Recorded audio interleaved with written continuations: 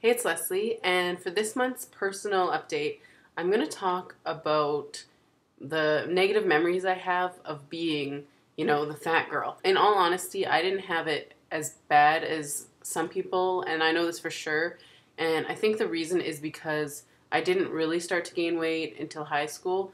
I know a lot of people that if they were overweight in elementary, they got taunted and teased a lot more and have a lot more insecurities about it now. Even people I know that were chubby as a child and are in great shape now. Like they don't look like they've ever been overweight, but it sticks with them. I'm lucky in that sense because for me, it all kind of started in high school. Like I'd mentioned in last month's video, it was really after I quit gymnastics and then over the next few years, gained weight. So my first, I guess, embarrassing moment as far as this was in grade 7. I remember overhearing another girl whispering to someone else, and all I heard was like something about like Leslie's big bum or something.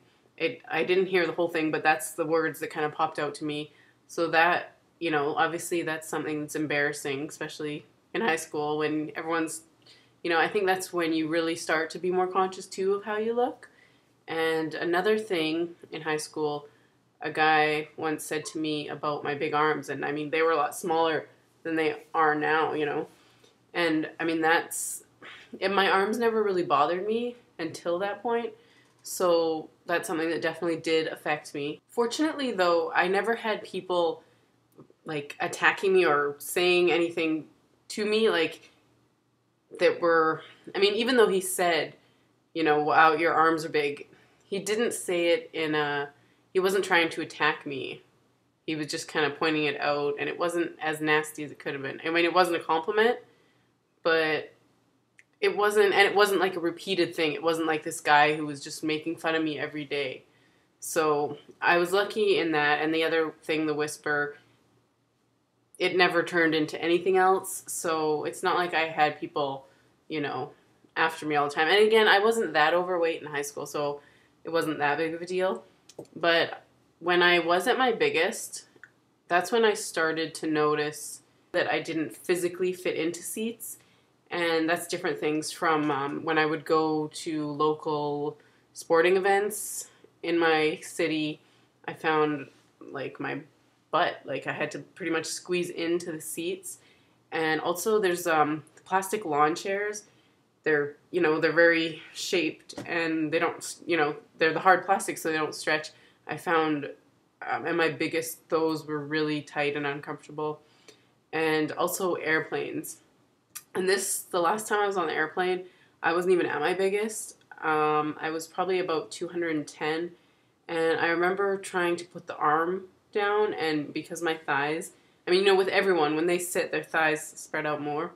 And I remember because my thighs were so big, I couldn't put the arm right down, and that was really embarrassing for me. I mean, I don't think anyone noticed, but it's embarrassing because it's like, wow, I'm fat. I don't even fit, It's not something you want to be reminded of. Something else I noticed too is that when I would be passing people, whether it was in an aisle or in a hallway or through a doorway, I always felt like people basically like they backed so far out of the way.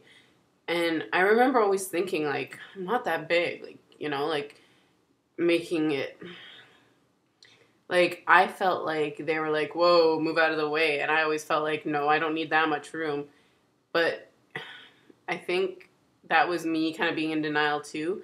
I think I needed a lot more room. I was wider than I even realized. So when I came to terms with that, that was something it was difficult because in my mind, I always had this issue where I never fully understood how I guess I was in denial. Like, for me, I always thought of it as, like, the opposite of anorexia now looking back, where people that are anorexic are, like, skinny, but they still think they're fat. Whereas, I mean, I knew I wasn't skinny, but it took a long time for me to understand and accept how big I had gotten, because it would be shocking to me when I would see pictures and, like, because in my mind, when I would look in the mirror that night, I looked way better. I looked like 40 pounds lighter than that, but I think it was because when I'm looking in the mirror, I'm by myself. There's no one beside me, so me compared to me, I thought I looked way smaller. So it was always hard when I would see a picture of myself next to my group of friends, and because I know looking at them, I know how big they are. So when I see me in comparison and I'm like twice as wide, it was hard to deny in those moments, but then you try to think like, well, maybe it's a bad angle, and, you try to make up excuses, but in the end, I had to come to terms with it, which is a good thing because I wasn't healthy and I was in denial. Another thing that hasn't been a big issue, but it's always been something that I've been aware of, is the fact that I'm bigger than my boyfriend. And that's just how it is, But there was one time when a friend of mine made a comment about, oh, I could never be with a guy that's smaller than me.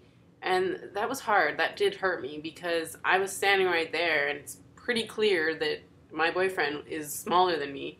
So, and I know it wasn't a stab at me. She didn't mean to offend me, but it's just little moments like that where it just kind of stings, because, yeah, stereotypically the guy's the bigger protector, but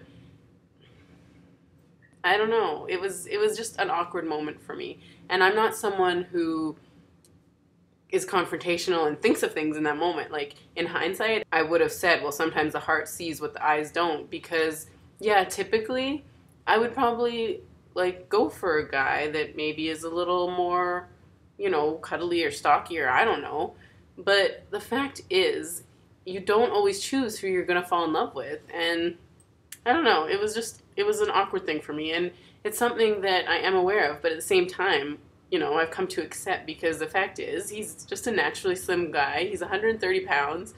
And, I probably won't ever be skinnier than him. And I don't know if I want to be, because I think I would be too skinny if I was. So, because I'm shorter than him, I would probably be, bony, crazy if I was skinnier than him. So, I don't know. But it's again, it's one of those reminders where it's like, I hear that and I think, yes, I'm fat.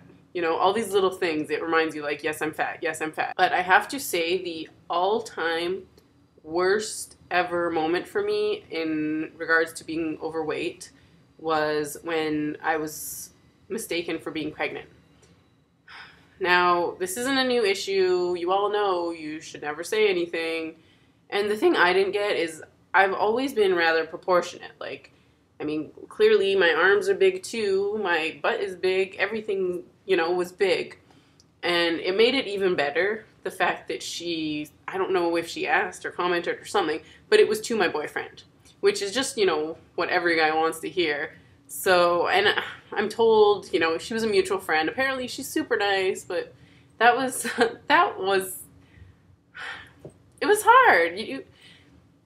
Because again, it's a reminder, I'm fat, and you can't deny it. And it was devastating, to know that someone thought that. And in her defense, though, I kind of understand too, because it was my mom's birthday and we had just gone out for dinner and my stomach actually hurt because, sometimes you eat food that's too rich and you're bloated, but still, unless someone refers to the baby in their stomach, you should never ever, please, never ever assume someone is pregnant unless you are 100% sure. And if you're not sure and you want to know, ask someone farther down the line than their significant other. Please, just promise me that. If nothing else, just don't ever assume someone's pregnant and say something either to them or to their boyfriend. Okay? Just don't. Just do not do that. Anyway, moving right along. Like I said, I've had some bad experiences, but all around I've been very lucky, and I have had people in my life that have seen, the person that I am on the inside and accepted me, and that has been so important to me, because without having support system like that, who knows, where I would have been at. And definitely the program I took in college, it really forced me out of my comfort zone, and I had a great group of people around me at the time who, they never treated me different, and That's so, so important. So please always try, just remember, no matter what is different about a person, anything, I'm not going to get into details. Anything that is different about a person, they are still a person, and just treat them like that, because that can make all the difference for them. So that's all I guess I have to say on that topic.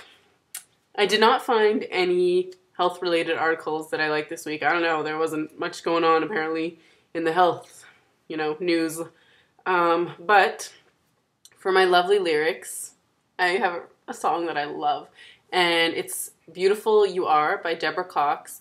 And it basically just talks about, don't let people get you down, because you are beautiful, and just, think about who you are. And I don't know. It's a really good song. So check out the lyrics below and have an awesome week. God bless.